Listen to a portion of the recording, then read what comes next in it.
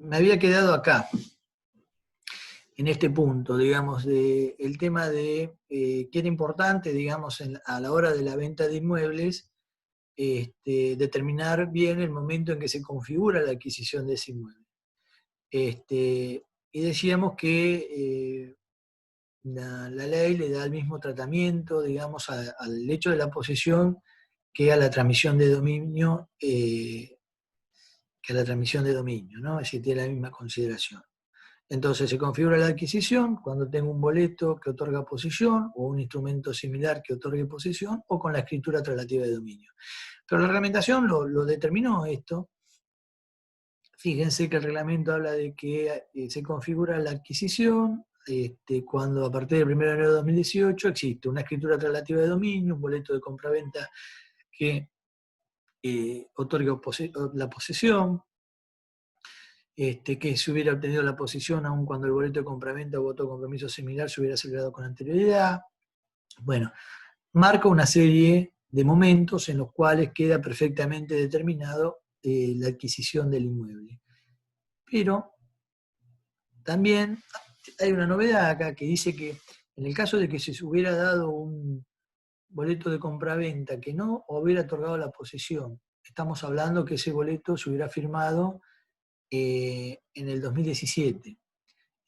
Pero al 31 de diciembre de esa fecha, digamos. Profe, ¿Sí? perdón que lo interrumpa. Hay chicos que me están escribiendo que no pueden entrar porque dice que los tiene que aceptar usted. A ver. ¿Pero son de la comisión? ¿Son de nuestra comisión? Sí, sí, son de la comisión. ¿No? A ver, fíjate si ahora están. Ahí le pregunto. Ya estaban en la sala de espera, estaban en la sala de espera. Y ahí los agregué. Sí, ahí pudieron entrar, gracias. Bueno, perfecto, gracias. Entonces les decía que si yo tengo un instrumento que no otorga, tengo un boleto de compraventa que no da la posesión, pero al 31 de diciembre del 2017, o sea, hasta el periodo anterior a la entrada en vigencia de la ley 27430, que incorpora este nuevo hecho imponible a la ley de ganancias, que es gravar la enajenación de venta de inmuebles que se adquieren con posterioridad a esa fecha, con posterioridad a esa fecha. Pero yo digo, si yo tengo el boleto que no otorgó posesión, pero pagué como mínimo el 75% del valor de ese inmueble, de ese boleto, aun cuando no tuviera posesión, para la ley se va a considerar que ese bien fue adquirido en una fecha anterior al 1 de enero del 2018. Esto lo dice la reglamentación. Bueno, el resultado de la generación de la casa habitación está exento. Si antes nosotros tenemos el valor locativo de la casa habitación, lo que hace la reforma de la ley 27430, es decir, que también el resultado de la venta de inmuebles que se adquieran con posterioridad al 1 de enero de 2018 y se vendan después de esa fecha, y el inmueble es una casa habitación, el resultado de este va a estar exento. La reglamentación dice que como casa habitación hay que considerar aquella que está destinada a vivienda única familiar y de ocupación permanente del contribuyente. Esto es una renta de segunda categoría, aparece en el artículo 48, inciso K, y va a estar dentro de la imposición cedular. Bueno, esto lo vamos a pasar porque si no, no vamos a llegar para ver todo. La imposición celular están grabadas al 15% y no tienen deducción especial, la del artículo 100. Esta clase de renta. Bueno, y acá que antes cuando uno vendía un inmueble, el escribano, si está grabado en el impuesto a las ganancias, hacía una retención del 3%, y si era ITI era el 1,5%. Bueno, en este caso, si es la venta de un inmueble que está dentro del objeto por el apartado 5 del artículo 2 y está dentro de la imposición celular del artículo 99, el escribano no va a hacer retención de ganancias. Esto está en la resolución 4190.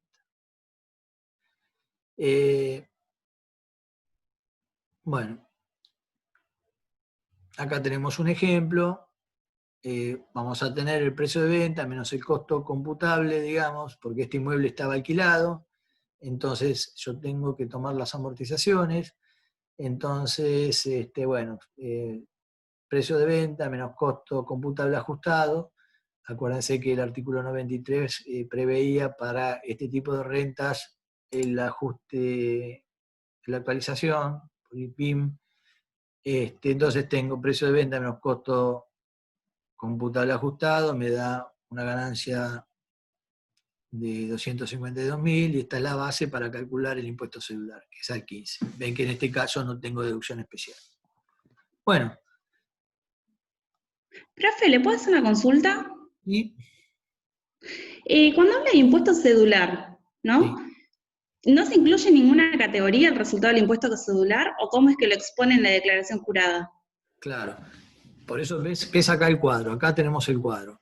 La imposición Sí, celular en la cédula se determina el impuesto. ¿Entendés? Es decir, sí, nosotros en la cédula, en la clase de los intereses que puedo tener por depósitos a plazo fijo en pesos, pero con cláusula de ajuste o en moneda extranjera, o los intereses de títulos, bonos, en pesos con cláusula de ajuste o en moneda extranjera, yo determino la renta ahí, le resto la sí, deducción especial, determino una base imponible y después eso le aplico la alícuota que corresponda. En este caso, el 15%. Y ahí determino el impuesto. Ese impuesto es independiente de la liquidación que haga yo en el esquema global. Eso se determina vía web y hay un formulario que es el formulario 2022 para este tipo de rentas. En el caso del inmueble, yo si tuve las dos, tuve la renta de intereses, determiné ahí el impuesto cedular, independientemente de lo que pase con la venta de inmueble. La venta de inmueble también tengo el precio de venta, tengo el costo ajustado, si son bienes que se incorporaron después del 1 de enero de 2018 y los vendo, determino la ganancia neta o la base imponible para el impuesto celular. Esto no tiene deducción especial, así que sobre esa base le aplico el 15% y obtengo el impuesto de la cédula del artículo 99. Y esto se va a determinar vía web y a través del formulario 2023. Entonces, voy a tener un importe del impuesto a las ganancias por los intereses, voy a tener un impuesto a las ganancias en la parte celular por el inmueble, en dos formularios distintos, 2022, 2023, y después, si tuvo ganancias de primera categoría, segunda, tercera y cuarta, estas van a aparecer en el esquema global y van a tributar de acuerdo a la escala que está en el artículo 94. bien, ¿Se entiende? Es separado. Por eso es cedular. bien. Listo, Nosotros antes, esa cuando, era la la duda. duda. Está bien la pregunta porque sirve para aclarar un poco lo que estamos haciendo, digamos.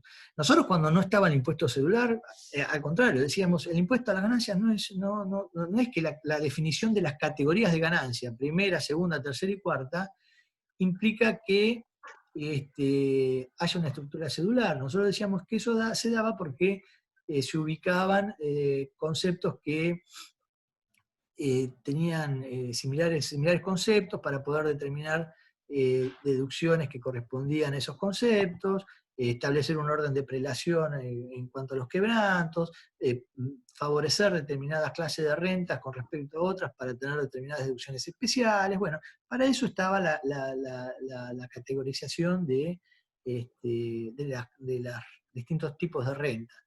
Y decíamos que no era cedular, ¿por qué? Porque se sumaban las rentas de todas las categorías y después de la suma de las ganancias netas de todas las categorías se calculaba el impuesto. A partir del año, digamos, a partir del 1 de enero de 2018, que es cuando entra en vigencia, digamos, la ley 27430, la ley 27430 incorpora la estructura cedular. Y al incorporar la estructura cedular, el impuesto en cada cédula se determina independientemente de lo que pase con el resto. Es decir, supongamos este caso, qué sé yo, que vendió un inmueble que lo compró a partir del 1 de enero y lo vende después, julio del 2019. Bien, en la declaración jurada del 2019 esto va a estar dentro de la imposición cedular. Es decir, suponete que lo vendió en 1.000.000 de pesos, lo había comprado en 300.000. Entonces tiene 700.000 pesos de impuesto, 700.000 pesos de ganancia, digamos, de la clase del artículo 99, y a eso por la alícuota del 15% nos da el impuesto. Nos daría un impuesto de casi 105.000 pesos, suponete. Y después tuvo un quebranto, porque tenía una empresa unipersonal, era una persona humana, que tenía una zapatería, y resulta que le dio un quebranto de 500.000 pesos. Bueno, no importa el quebranto que haya tenido en el esquema global, esta persona va a pagar 105.000 pesos por la renta de la clase del artículo 99 en el esquema cedular.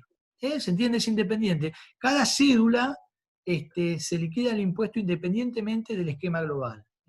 Y otra cosa que es importante, que es para personas físicas, personas humanas y sucesiones indivisas, y son ganancias de fuente argentina. Se consideran ganancias de fuente argentina.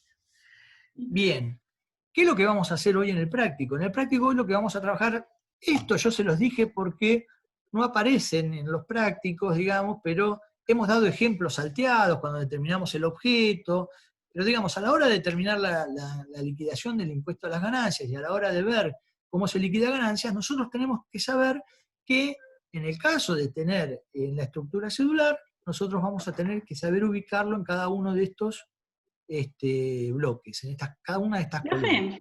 Sí. Le vuelvo a hacer la pregunta. Usted hablaba, por ejemplo, de esto de la imposición cedular en la venta de inmueble. Sí. ¿Pero no está incluida dentro de las rentas de segunda categoría la enajenación de inmuebles? No. Es una renta de segunda categoría porque aparece en el artículo 48, inciso K, que precisamente dice que son rentas de segunda categoría, pero en el 99 dice que se tributan bajo la imposición de la renta cedular. ¿Está bien? Es una renta de segunda, pero no la vamos a poner acá. Acá adentro, ¿ves acá en que dice ganancia neta de segunda?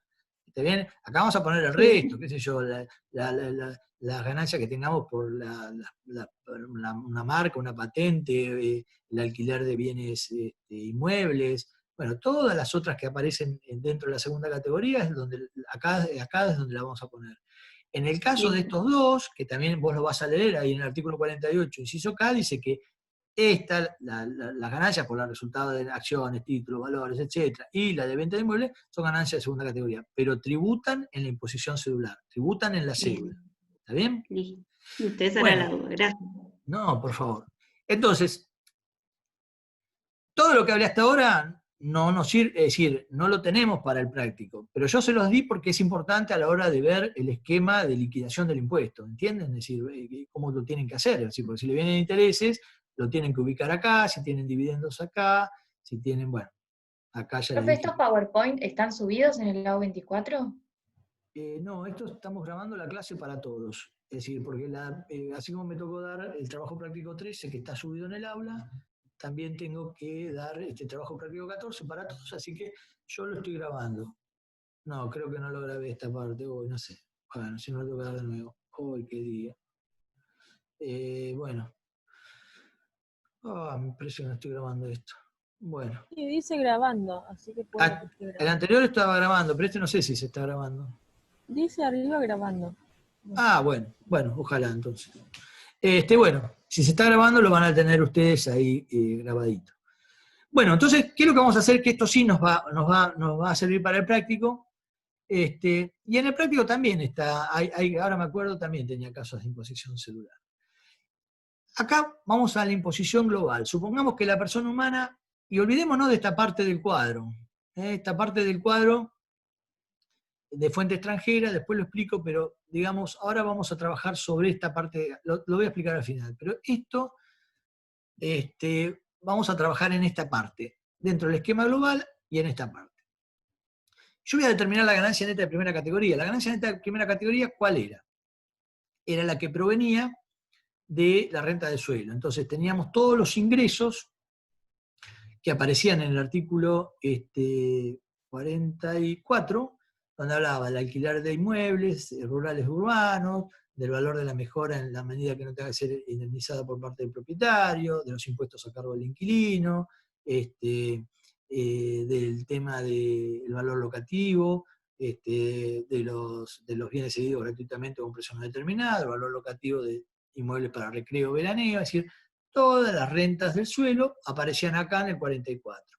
Y a eso le tengo que restar ¿qué cosas? Y le tengo que restar todo lo que aparecía en el artículo 83, que era el que hablaba de las rentas, de las ganancias que son necesarias para mantener y conservar ganancia grabada, es decir, todos los gastos que yo tenía, le tenía que deducir todos los gastos, que a esos ingresos tengo que deducir todos los gastos que aparecen en el 83, que son los gastos necesarios para obtener, mantener ganancias grabadas.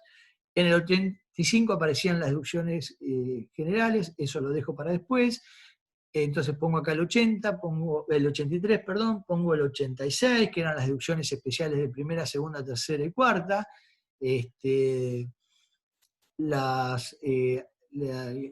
artículo 87 y 88, que hablaba de amortización de inmuebles y de bienes muebles, que podría llegar a tener en el caso que yo alquilara el inmueble junto con cosas muebles. Bueno, deduzco todos esos gastos y determino la ganancia neta de primera categoría. Las ganancias de segunda, y también tenía una deducción especial, la deducción especial que estaba en el artículo 89. Bueno, que se acuerdan que podían ser sobre gastos reales o sobre gastos presuntos.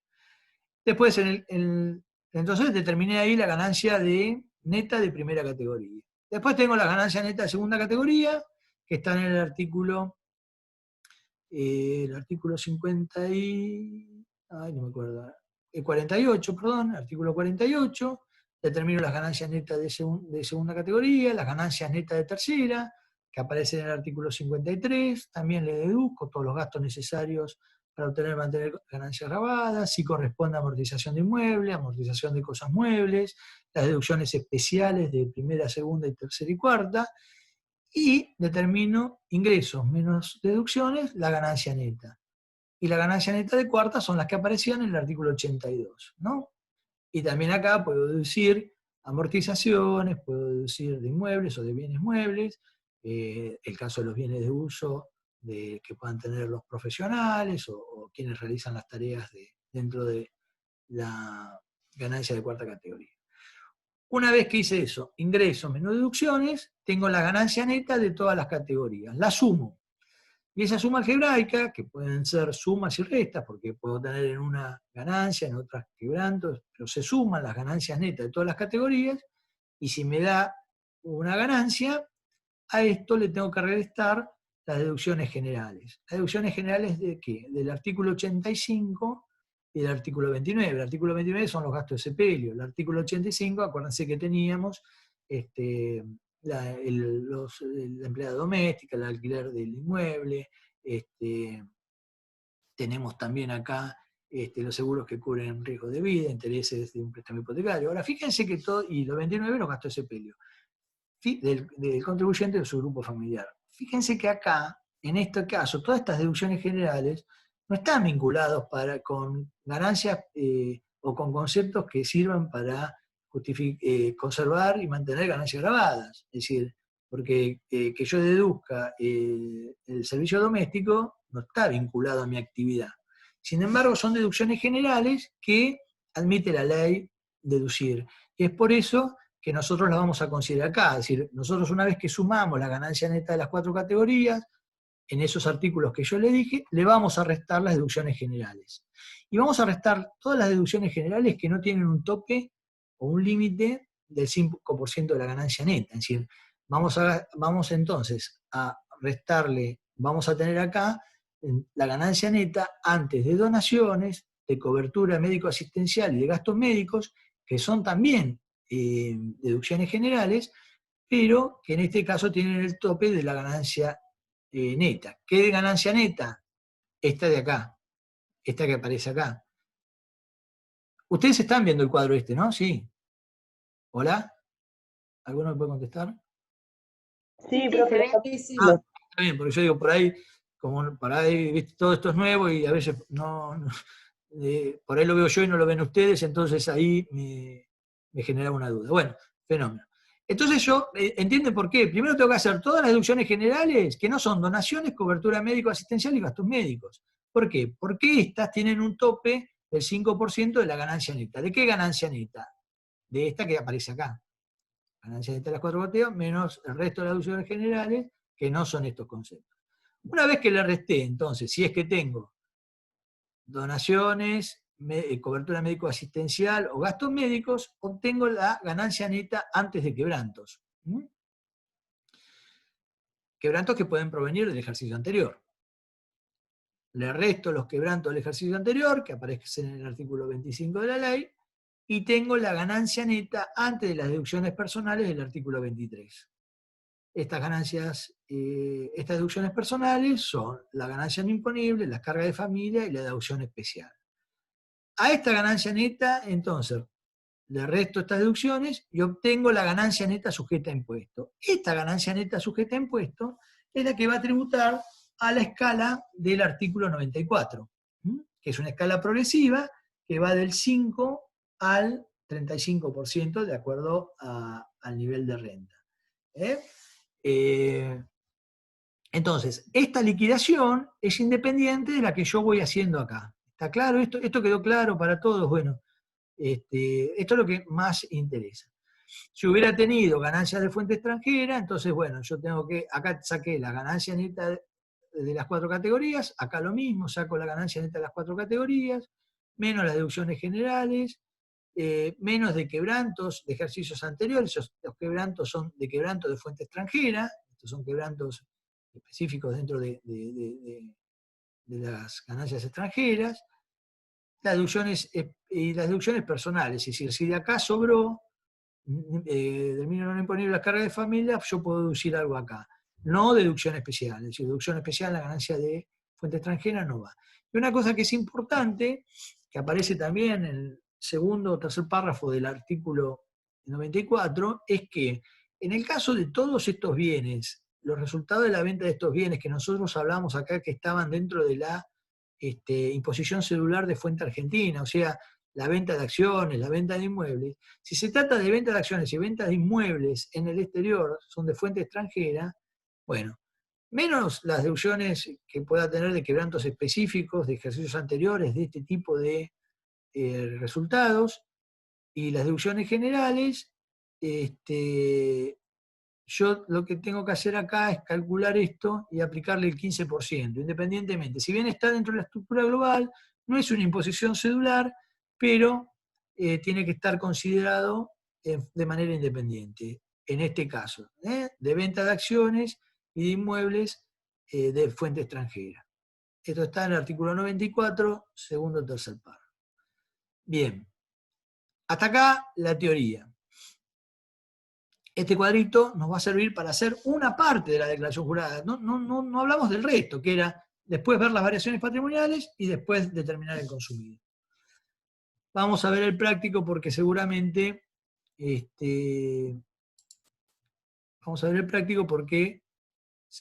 no vamos a llegar. Sí, lo estoy grabando por suerte. Bueno, vamos a ver lo siguiente entonces.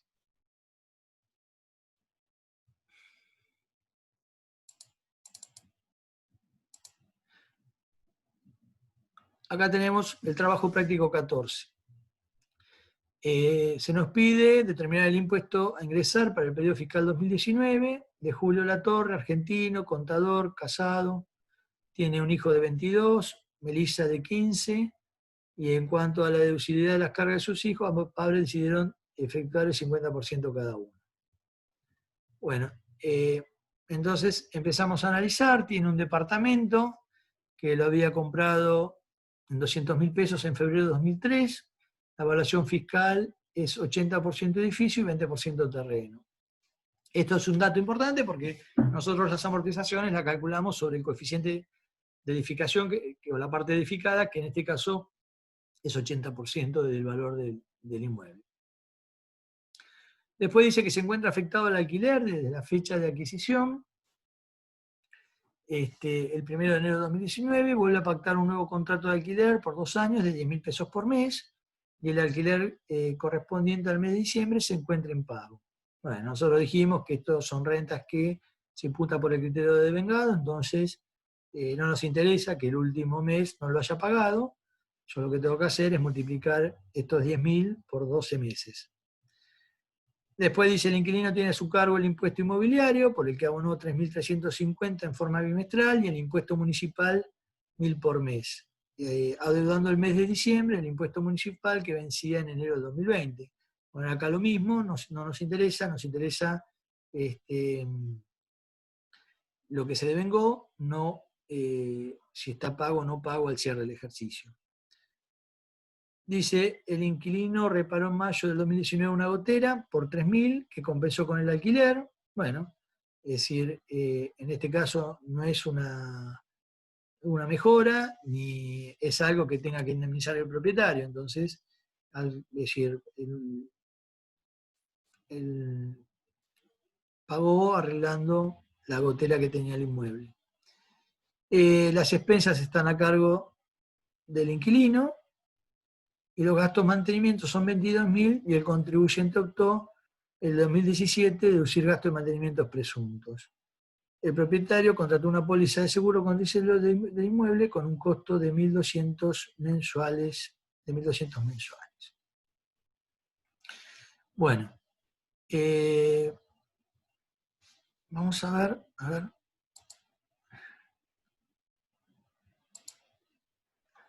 Esperen.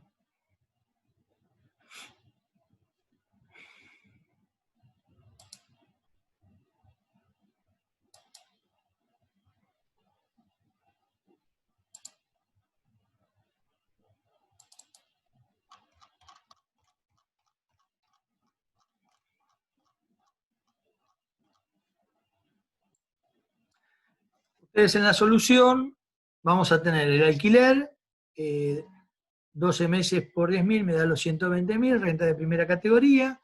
Acá ya estamos ubicando, digamos, en el esquemita que nosotros habíamos visto. Estamos determinando las expensas que están a cargo del inquilino, que no tienen que, es decir, que el propietario no tiene que indemnizar, son 50.000 pesos, y tenemos el impuesto inmobiliario que está a cargo del inquilino, que son los 3.350 por 6 bimestres y los 1.000 del municipal que paga por 12 meses. Bueno, eso nos da la cuentita de 32.100. ¿Y qué tengo para restar? Y bueno, tengo para restar las expensas, porque si bien se consideran como un ingreso, porque no las abona el propietario, pero a su vez es un gasto de la actividad, entonces por eso lo resto. En el caso de los impuestos, lo mismo, es decir, son impuestos que recaen sobre bienes que generan ganancia. Por lo tanto, también lo voy a deducir, es decir, lo pongo como ingreso y lo pongo como gasto.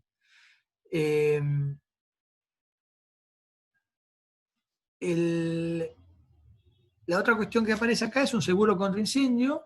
Bueno, son seguros que se aplican sobre inmuebles que generan ganancias, también me hace un gasto deducible, y tengo la amortización acumulada, que es el 2% de la parte atribuible al edificio de la compra de este inmueble. O sea, 200.000 era el costo, el 80% es la parte del edificio, el 2% de esto me da 3.200 de amortización.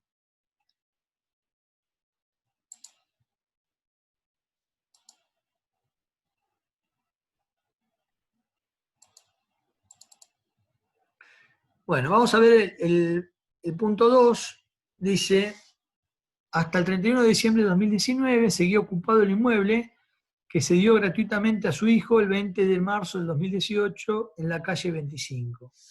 Entonces acá tenemos que se devengaron el año 10.000 pesos correspondiente al impuesto municipal, 30.000 despensas a cargo del contribuyente, gasto de luz y teléfono por 25.000 a cargo de su hijo. El inmueble fue adquirido el 16 de noviembre del 2002 en 120.000, cuya evaluación al momento de adquisición era 70% del edificio y 30% al terreno. Y el valor locativo presunto del inmueble para el 2019 era de 95.000 pesos. Bien. Vamos a ver entonces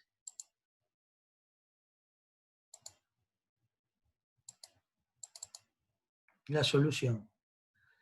Bueno, en el caso de los bienes cedidos gratuitamente o a un precio no determinado, esto genera una renta también de primera categoría que está establecida en el artículo 44, inciso G.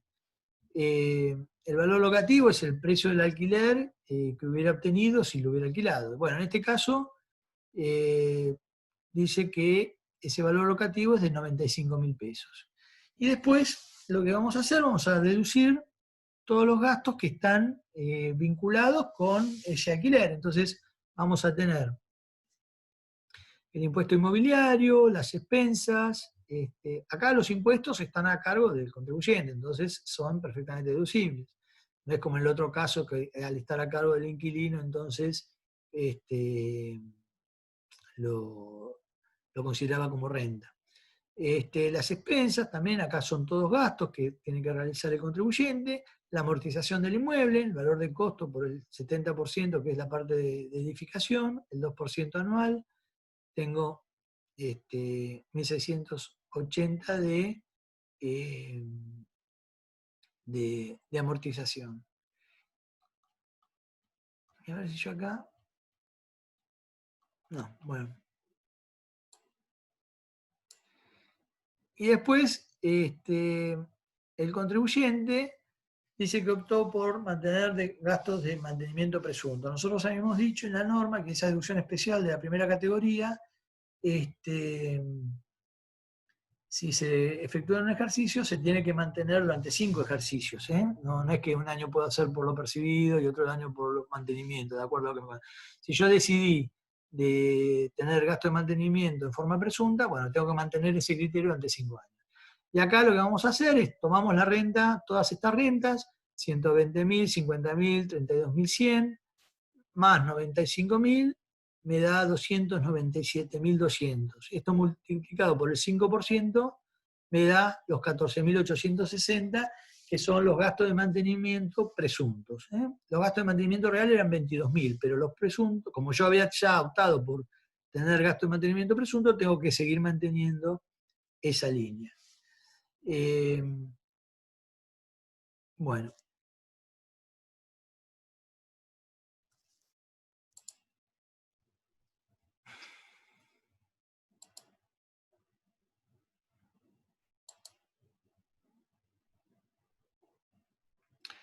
Acá vamos a analizar el caso primero de que en marzo hereda un departamento en la calle 7, cuyo valor de plaza ascendía a 1.200.000, que su padre había adquirido el 1 de febrero del 2019, desconociendo el valor de adquisición en el que se encontraban desocupados desde que lo heredó. Y después, para no volver, vamos a determinar acá también, entonces, tengamos presente que recibe un inmueble, que hereda un inmueble de su padre en 1.200.000, que es el valor de plaza, porque no se podía, que tenía un valor de equivalente a 1.200.000. Bueno, y acá dice que se desconocía el valor de adquisición. También es importante para volver después a plantear algo sobre esto. Y después vamos a ver este punto 4, que dice que percibe honorarios por su trabajo en el exterior, 50.000 pesos, y por su desempeño en el estudio contable por 900.000. Realizó gastos en el estudio por 90.000, sueldo 100.000, compró revistas relacionadas a su profesión 15.000 y un seguro contra incendio de la casa habitación por 15.000. Asimismo, percibe la suma de 570.000 de sueldos, que la retuvieron por el impuesto a las ganancias 29.000 y en concepto de viáticos 40.000. Bueno, vamos a tratar de ver estas dos cosas.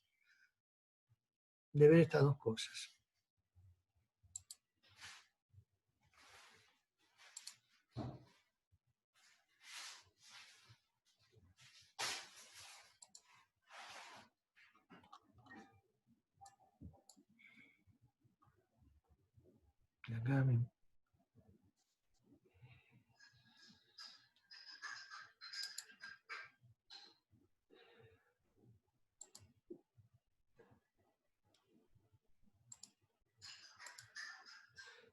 Perdón, ¿esto último se vio? Porque no sé si lo subí bien.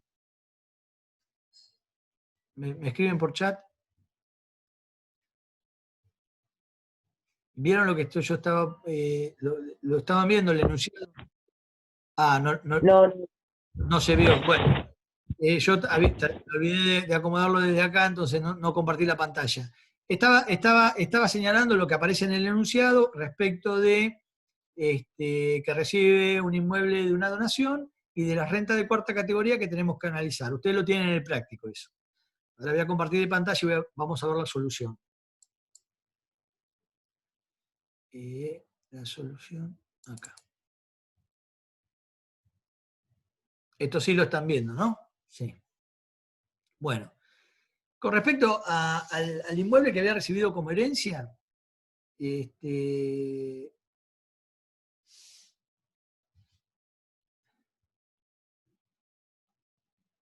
a ver, con respecto al inmueble que tenía como herencia, nosotros tenemos que, ¿qué dice el enunciado?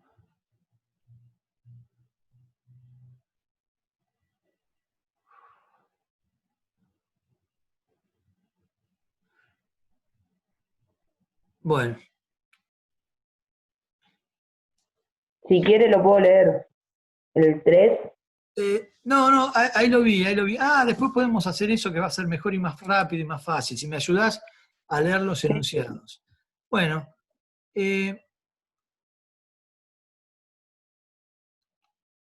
acá, entonces, hay que determinar lo siguiente. Ustedes, en el enunciado tenés que era 1.200.000, ¿no? El valor de plaza. Sí, el del departamento sí. El del que hereda, ¿no? Bueno, Sí. el tema es así, que cuando son bienes que se reciben por herencia, legado o donación, nosotros tenemos que determinar, por lo que dice el artículo 4, creo que es de la ley. A ver, esperen que la tengo acá para no decir. Sí, artículo 4 de la ley, lo que nos va a señalar es que se incorporan al valor que tenía en la declaración jurada del causante, digamos, el valor impositivo que tenía el causante en su declaración jurada. En el caso de que no se pueda determinar, bueno, el valor de adquisición tiene que ser el valor de plaza.